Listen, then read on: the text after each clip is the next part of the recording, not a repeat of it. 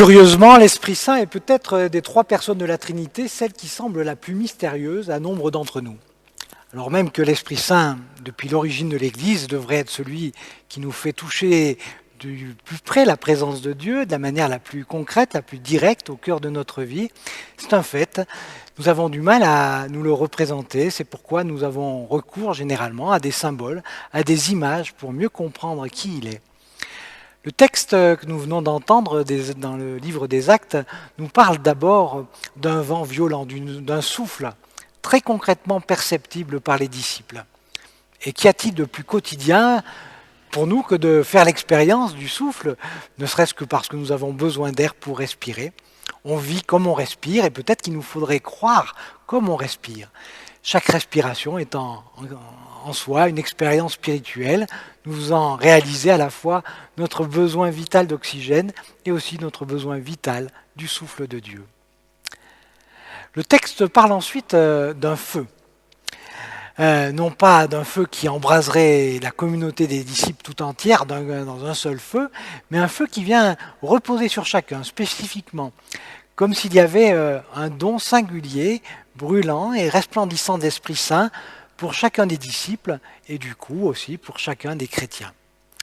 Alors avec les enfants et les adolescents de la catéchèse, nous avons fait une petite enquête dans une autre épître de Paul, dans l'épître aux Galates, qui détaille les fruits que produit l'Esprit Saint dans notre vie.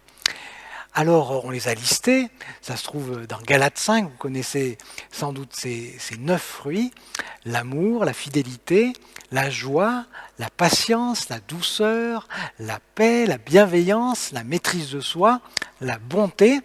Alors on connaissait déjà les 5 fruits et légumes par jour, maintenant il vous faut vous familiariser et cultiver ces 9 fruits de l'esprit de manière quotidienne aussi bien sûr, car ces dons sont si précieux. Mais ces dons si précieux, eh bien, nous en faisons parfois l'expérience, comme Samuel au début de ce culte, il y a des expériences qui nous font toucher du doigt, comme le confinement, que même avec la meilleure volonté du monde, eh bien, nous avons des limites dans nos réserves de toutes ces vertus-là. Par exemple, la patience, et même en faisant beaucoup d'efforts, notre patience a elle aussi des limites. Notre capacité à la maîtrise de soi aussi, sans doute. Et du coup, toutes ces vertus magnifiques qui sont l'œuvre de l'Esprit en nous, qui peuvent éclairer la vie du monde et notre propre vie, si nous n'avons pas d'autres ressources que nous-mêmes, eh bien, ça rapidement va s'épuiser et ça sera même peut-être un peu désespérant.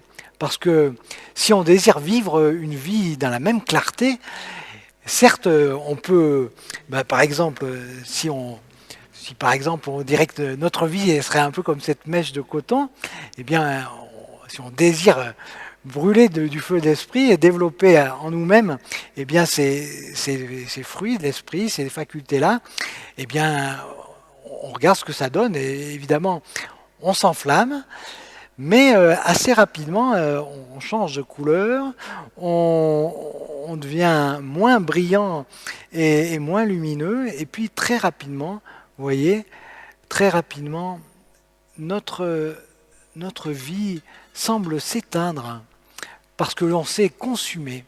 Et qui pourra alors nous rallumer? C'est une expérience qui est peut-être la nôtre. Et je ne parle pas de ceux qui, à force de vouloir tutoyer les étoiles, finissent par se brûler les ailes.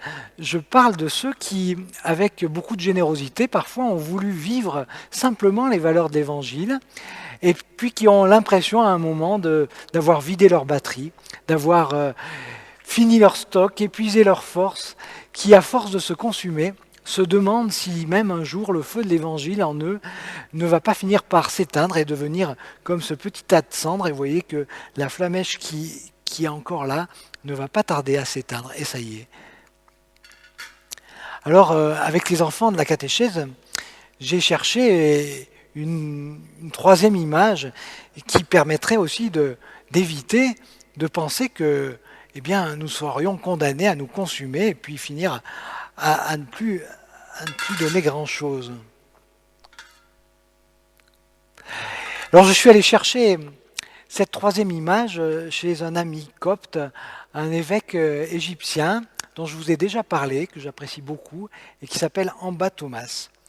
Et en bas, Thomas rappelle que l'Esprit Saint peut certes être symbolisé par le feu, certes être symbolisé par le souffle, mais aussi par un troisième élément que l'on a utilisé longtemps pour consacrer les rois, par exemple, ou encore pour consacrer les prophètes, et aussi pour soigner et guérir les malades, et même pour entourer de soins les mourants. L'huile. Car de fait, nous ne voulons pas être des hommes, des femmes, des disciples d'un instant, nous enflammant peut-être d'un coup, très vite, mais nous consumant aussitôt lorsqu'il s'agit de faire briller la lumière d'Évangile dans le monde. Alors, grâce à cette huile, grâce à cet esprit qui est répandu sur nos vies, peut-être les choses vont tourner un peu autrement. Alors, je vous propose de faire l'expérience.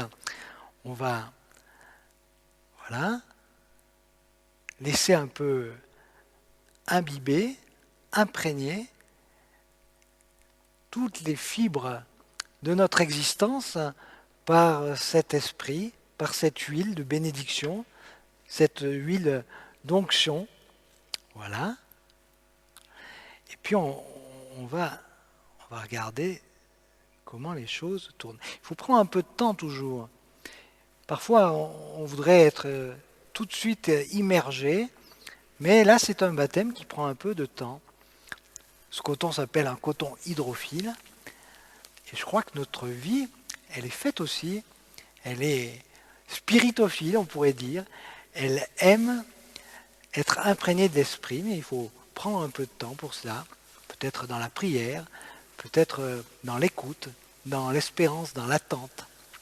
Et puis petit à petit, quand nos vies s'imprègnent, alors on va regarder comment les choses vont se passer pour nous. Et quand il s'agira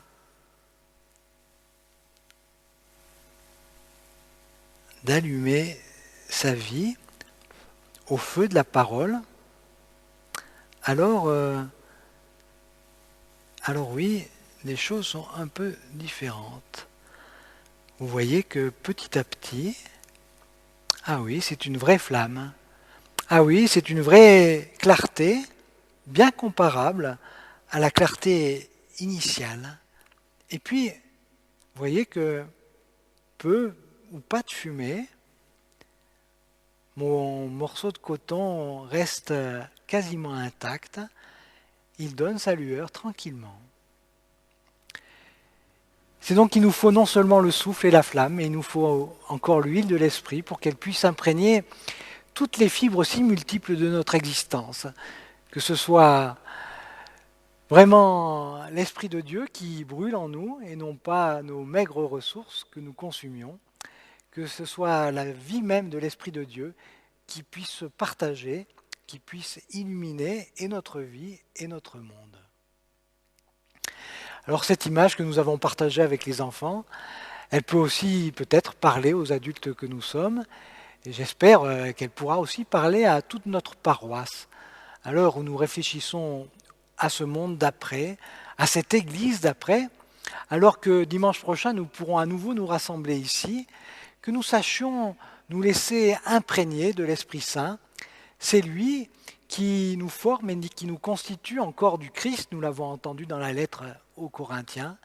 C'est la seule énergie, non seulement parfaitement renouvelable, mais qui nous renouvelle et qui nous renouvellera sans cesse pour témoigner de l'amour de Dieu. Oui, nous avons besoin les uns des autres, nous avons besoin des dons que Dieu fait aux uns et aux autres. L'épître aux Corinthiens en dresse une liste non exhaustive. Il y a le don de se faire comprendre dans la diversité de nos cultures, de nos expériences. Il y a le don de discerner, le don de la sagesse, celui de la connaissance, le don de soigner, de guérir, le don d'interpeller au nom de Dieu.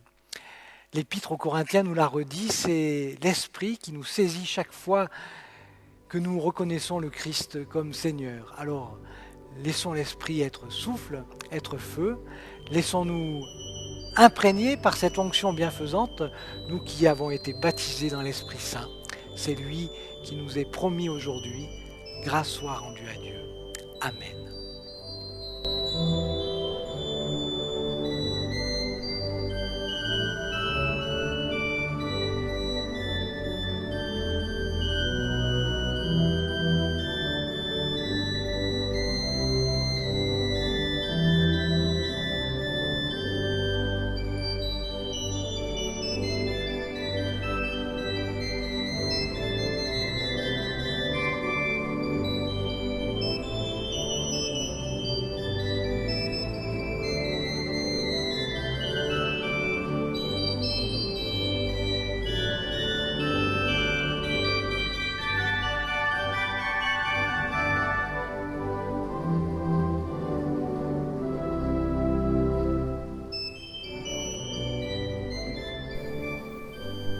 Comme vous le savez, par la feuille du mois, nous reprenons nos cultes en présentiel.